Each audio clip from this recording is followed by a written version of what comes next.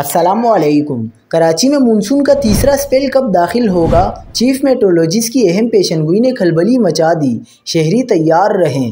क्या आप हालात हाज़रा से आगाही हासिल करना चाहते हैं?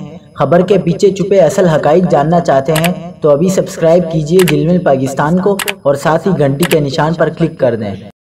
आपको बताते चलें कि कराची में समंदरी हवाएं जुज़वी बहाल है, ताहम रफ्तार कम होने की वजह से हब्स की कैफियत बरकरार है। महकमा मौसमियात ने बताया कि शहर में जारी हब्स की कैफियत कल तक जारी रह सकती है, जबकि शहर का मौसम गर्म और मरतूब रहने के साथ साथ सुबह और रात के औकात में बूंदाबांदी का इम्कान है। चीफ मेट्रोलॉजिस्ट अमीर हैदरी लगारी की जानिब से कहा गया है कि कराची में सुबह व रात के औकात में बूंदाबांदी, हल्की बारिश का इम्कान है, ताहम कल के बाद समंदरी हवाएं मुकम्मल बहाल होंगी।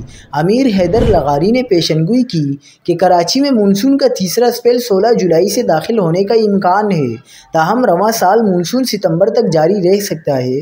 दूसरी जानिब 13 से 17 जुलाई के दौरान मुल्क के बेशतर इलाकों में गरज चमक के साथ मूसलाधार बारिश की पेशनगोई की गई है।